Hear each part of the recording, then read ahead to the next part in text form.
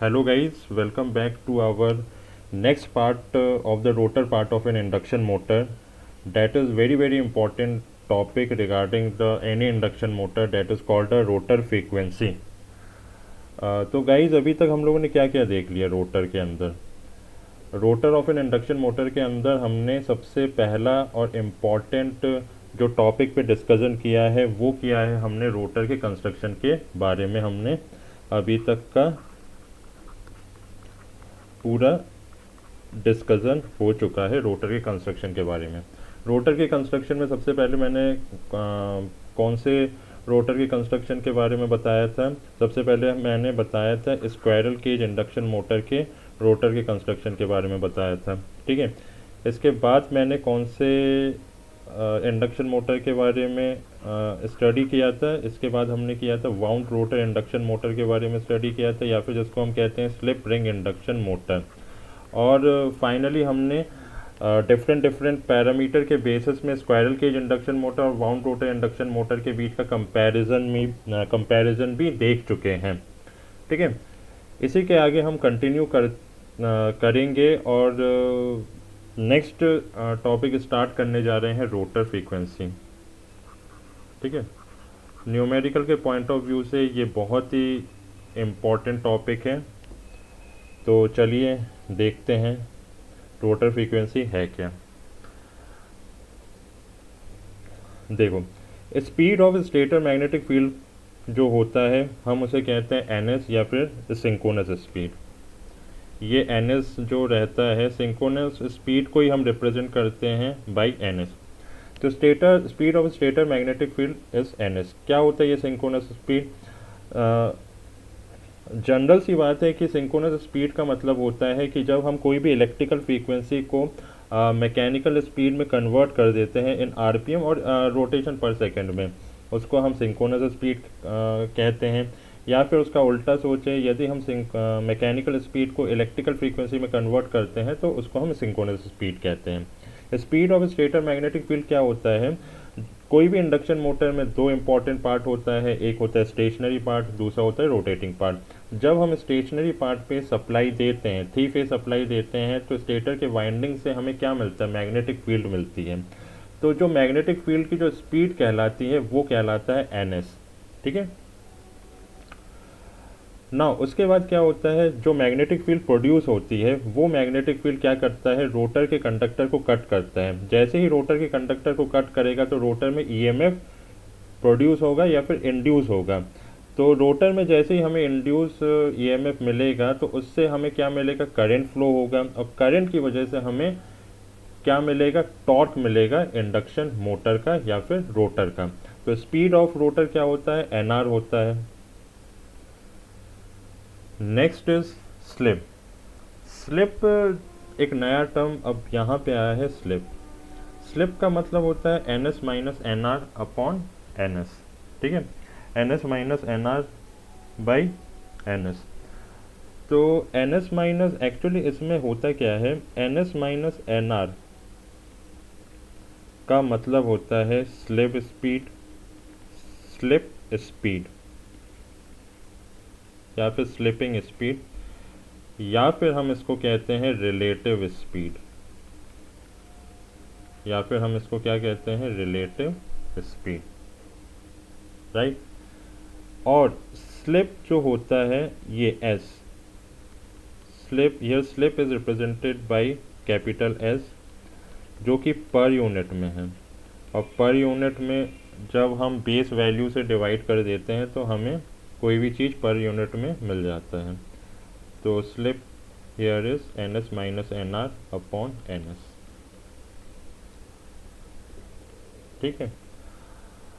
अब देखिए, स्टेटर का जो मैग्नेटिक फील्ड होता है वो रोटेट होता है एट एन एस से, और रोटर रोटेट होता है एन आर से, ठीक है। सेम डायरेक्शन में होता है ये, ठीक है। सेम डायरेक्शन में स्पीड मिलता है मगर अलग अलग, ठीक है। तो क्या होता है कि एन एस और एन आर ये स्टेटर मैग्नेटिक फील्ड का स्पीड है और ये रोटर का स्पीड है सेम डायरेक्शन में। तो जो रिलेटिव स्पीड मिलेगी मैग्नेटिक फील्ड की with respect to conductor is ns minus nr। Slipping speed यानी कि यानी कि nr जो है ये स्लिप कर रहा है, यहाँ पे रोटर स्पीड जो है वो स्लिप कर रहा है with respect to stator magnetic field.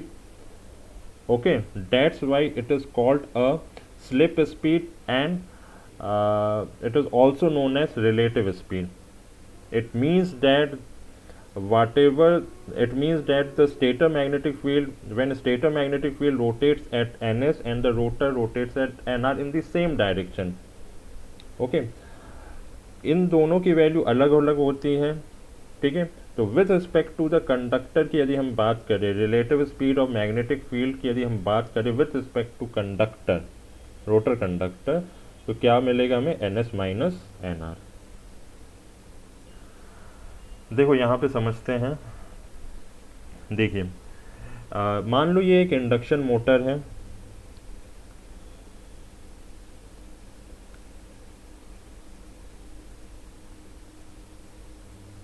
हाँ मान लो ये इंडक्शन मोटर है, ठीक है।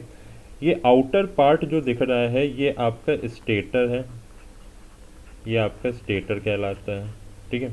और अंदर वाला जो पार्ट है ये आपका कहलाएगा रोटर पार्ट, यानी कि रोटेटिंग पार्ट, है ना। स्टेटर और रोटर के बीच में ये वाइट कलर का जो शेडेड पोर्शन दिख रहा है उसे हम कहते हैं एयर गैप।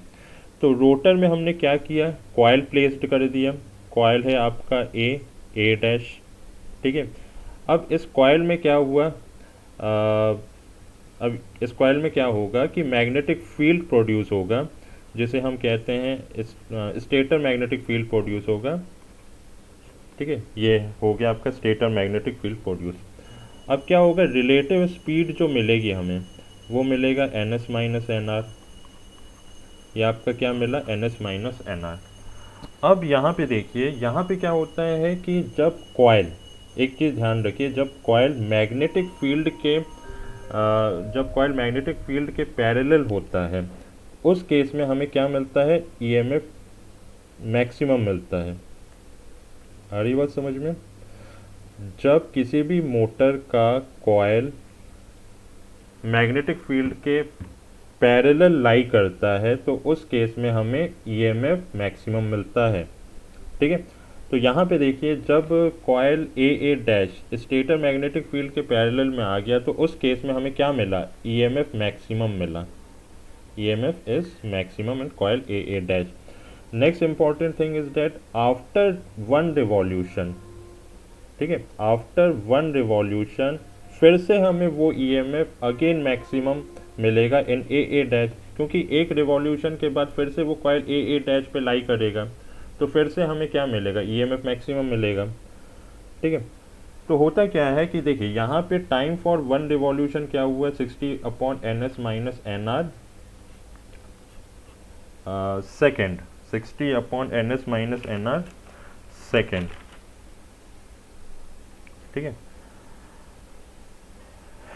देख, इसका मतलब ये है कि ns माइनस nr जो स्पीड है या फिर ns माइनस nr जो रिवॉल्यूशन है वो हो रहा है आपका 1 मिनट में, आपका 1 मिनट में हो रहा है। It means that time for one revolution क्या हो जाएगा, time for one revolution is nothing but it is equals to the 60/ns minus nr second. इतनी बात क्लियर? यानी कि 10, ऐसा मान के चलो कि 10 revolution in 1 minute, 10 revolution 1 minute में 10 रिवॉल्यूशन हो रहा है, ठीक है। तो एक रिवॉल्यूशन के लिए कितना टाइम लगेगा, एक रिवॉल्यूशन के लिए लगेगा 60/10 सेकेंड। इतनी बात क्लियर? नाउ नेक्स्ट क्या है, तो टाइम फॉर वन रिवॉल्यूशन ये आ गया, बट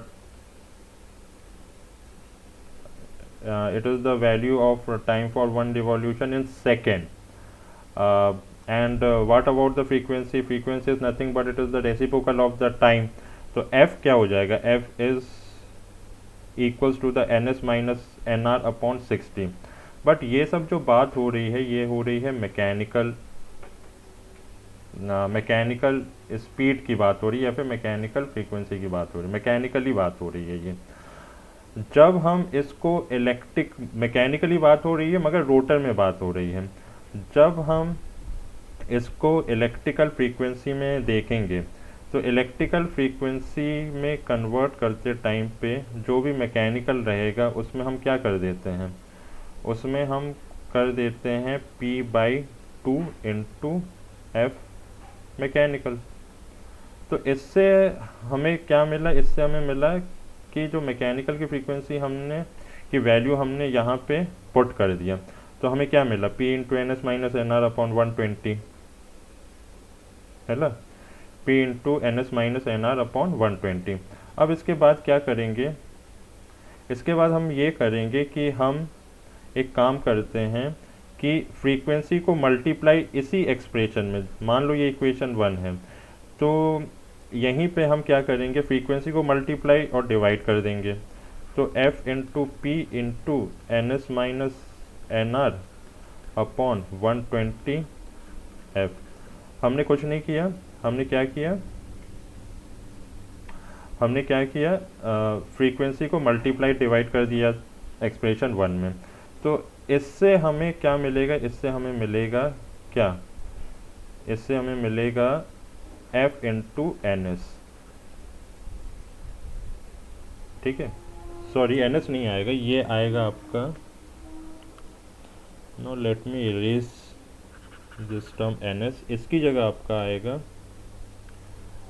स्लिप, ठीक है। We know that S is N S minus N R upon what N S, ठीक है। तो फाइनली जो रोटर में जो फ्रीक्वेंसी मिलेगी आपको वो कितनी मिलेगी, रोटर की जो फ्रीक्वेंसी मिलेगी किसी भी इंडक्शन मोटर में वो आपको मिलेगी S into F, right. Now step wise समझते हैं क्या क्या चीज़ें हो रही है। सबसे पहला स्टेप ये है कि हम क्या करते हैं, सबसे पहला स्टेप देखिए यहाँ पे स्टेटर में हमने 3 फेज सप्लाई दिया, 3 फेज सप्लाई देने से क्या हुआ, रोटेटिंग मैग्नेटिक फील्ड मिलेगा at N S with respect to stator, यानी कि वाइंडिंग जहाँ पे प्लेस्ड है और उसी वाइंडिंग का जब हम रोटेटिंग मैग्नेटिक फील्ड की निकालते हैं, उसकी स्पीड निकालते हैं with respect to that winding, तो वो क्या कहलाता है, यदि स्टेटर की बात करेंगे तो वो होगा N S, okay. Next step is rotor अपने स्पीड एन आर से रोटेट करता है, ठीक है। रोटर की जो फ्रीक्वेंसी होती है, फ्रीक्वेंसी ऑफ वोल्टेज और करंट जो रोटर में जो इंड्यूस होता है उसकी जो फ्रीक्वेंसी होती है वो एस एफ होती है, ये हमने अभी डिराइव करके देखा, ठीक। Next step is speed of the rotor magnetic field with respect to rotor.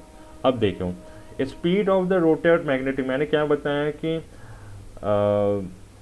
मान लो रोटर में रोटर वाइंडिंग है, उसके द्वारा जो मैग्नेटिक फील्ड मिलेगा उसी के रिस्पेक्ट में वो क्या मिलेगा, उसके उसी के रिस्पेक्ट में जो मिलेगा वो मिलेगा आपका 120 इंटू, यहाँ पे देखो उसी के रिस्पेक्ट में जो मिलेगा वो मिलेगा 120 into F R upon P, but ये रोटर फ्रीक्वेंसी है तो इससे क्या आ जाएगा, इससे आपका आ जाएगा 120 into S F upon P, S F upon P आ जाएगा।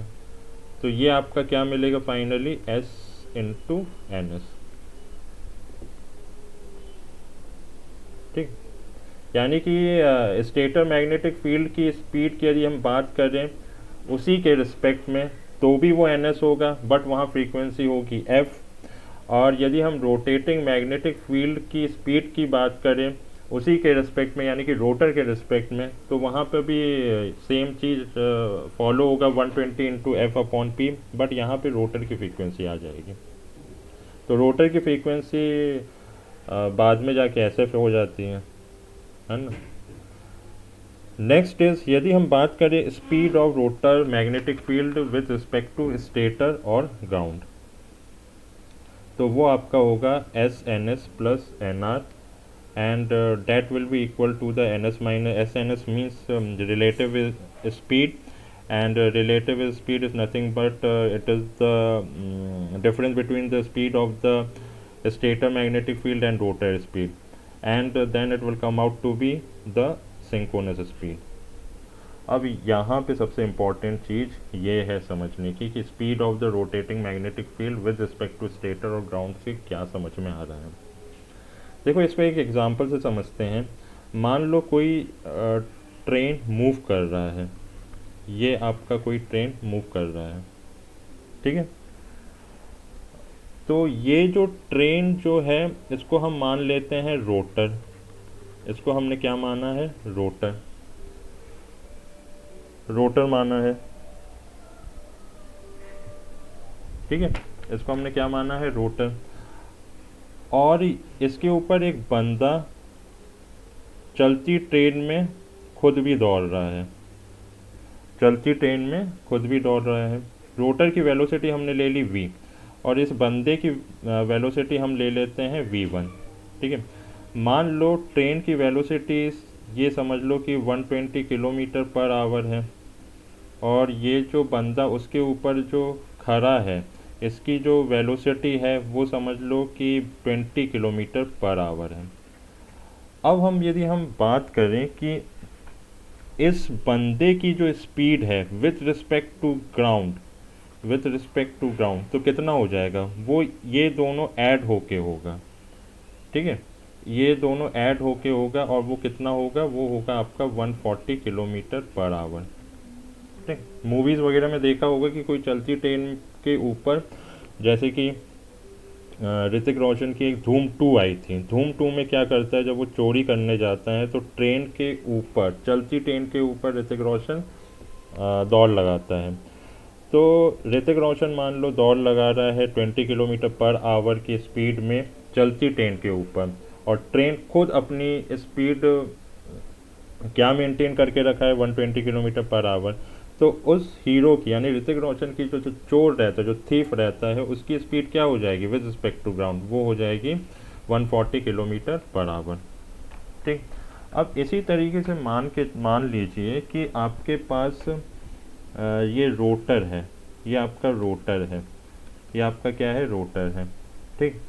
रोटर रोटेट हो रहा है, आ रही बात समझ में। तो यहाँ पे आपका समझ लो कि ये नॉर्थ पोल है, ये साउथ पोल है, और इसका जो स्पीड है, ये मान लीजिए speed of rotating magnetic field, ये आपका nr है, और ये आपका speed of rotating magnetic field कितना होगा, RMF, रोटेटिंग मैग्नेटिक फील्ड की स्पीड, वो क्या होगा, वो होगा SNS, ठीक है। यदि हम इस speed of rotating magnetic field की यदि हम बात करें विद रिस्पेक्ट टू ग्राउंड या फिर स्टेटर के रिस्पेक्ट में, तो क्या हो जाएगा विद रिस्पेक्ट टू ग्राउंड और स्टेटर के रिस्पेक्ट में, वो आपका आएगा SNS प्लस NR, जो कि आपको मिलता है क्या, NS, जो कि आपको क्या मिलेगा, NS। आ रही बात समझ में। ये होता है मतलब speed of the rotating magnetic field with respect to ground with respect to stator, तो वो क्या होगा, रोटेटिंग मैग्नेटिक फील्ड की जो स्पीड है वो तो रहेगा ही रहेगा, साथ में उसकी जो रोटर की स्पीड है वो भी ऐड हो जाएगा, ठीक है। और ऐड होने के बाद जो फाइनल जो मिलेगा आपका वो मिलेगा NS, ठीक। तो देखो यहाँ पे एसेंशियल कंडीशन जो मैंने पहले बताया था, इंडक्शन मोटर की जो एसेंशियल कंडीशन होती है, सबसे पहला एसेंशियल कंडीशन ये होता है कि स्टेटर में जितने नंबर ऑफ पोल्स होते हैं उतने नंबर ऑफ पोल्स आपके रोटर में इंड्यूस होने चाहिए, तभी आपका इंडक्शन मोटर काम करेगा। और दूसरा एसेंशियल कंडीशन यहाँ पे निकल के आया ये कि आपका जो स्टेटर मैग्नेटिक फील्ड की जो स्पीड है विथ रिस्पेक्ट टू ग्राउंड और विथ रिस्पेक्ट टू स्टेटर, यहाँ पे इंडक्शन मोटर में ग्राउंड का मतलब होता है स्टेटर, तो वो आपका NS स्पीड से घूम रहा है। और सिमिलरली यदि हम रोटेटिंग मैग्नेटिक फील्ड की स्पीड की बात करें विथ रिस्पेक्ट टू स्टेटर और ग्राउंड, वो भी आपका सेम NS स्पीड से घूम रहा है, वो भी आपका सेम NS स्पीड से घूम रहा है। तो ये भी एक एसेंशियल कंडीशन होती है टॉर्क प्रोड्यूस करने के लिए। ठीक है, तो यहाँ पे मैं एक पॉइंट लिखना चाहूँगा,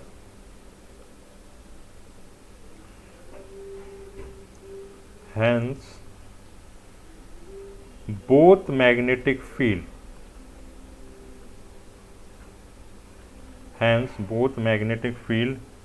at the both magnetic field यानी कि ये वाला और ये वाला, ठीक है, both magnetic field at the same speed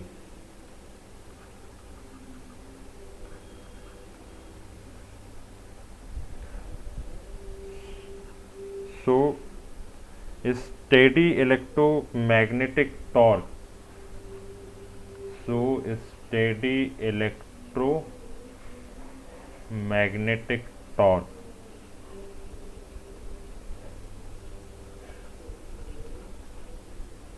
can be produced। ठीक है, तो electromagnetic torque productions of N induction motor के लिए दो इम्पॉर्टेंट कंडीशन हमेशा फॉलो होगी। पहला कंडीशन ये कि जितने नंबर ऑफ पोल्स स्टेटर में हैं उतने नंबर ऑफ पोल्स आपके रोटर में इंड्यूस होना चाहिए। दूसरा कंडीशन ये है कि स्टेटर में जो speed of the stator magnetic field है विद रिस्पेक्ट टू स्टेटर, और रोटर में जो speed of the rotor magnetic field है विद रिस्पेक्ट टू स्टेटर, दोनों की स्पीड सेम होनी चाहिए, तभी जाके इलेक्ट्रोमैग्नेटिक टॉर्क प्रोड्यूस हो सकता है किसी भी इंडक्शन मोटर में। ठीक है, इतनी बात क्लियर। तो ये आपका सब कुछ डिस्कशन का पार्ट था। बहुत ही इम्पोर्टेंट चीज़ है रोटर फ्रीक्वेंसी इंडक्शन मोटर का। तो इसको आपको प्रैक्टिकली, यदि आप रटने की कोशिश करोगे कि ऐसा होता वैसा होता, इसमें ऐसा होगा तो यही आएगा, इसमें वैसा होगा तो वही आएगा, वैसा नहीं चलेगा। आपको प्रैक्टिकली समझना पड़ेगा चीज़ों को। जब तक आप प्रैक्टिकली इन सब चीज़ों को विजुलाइज नहीं करोगे तो आपके दिमाग में चीज़ें फिट नहीं बैठेगी। और एक बार यदि आपने प्रैक्टिकली विजुलाइज कर लिया तो आप कभी आगे कभी लॉन्ग टाइम तक नहीं भूलोगे। ठीक है, तो फिलहाल आज के लिए क्लास इतना ही रखते हैं, तो इसी के आगे कंटिन्यू करेंगे नेक्स्ट क्लास में। Okay, so thank you guys for watching this lecture।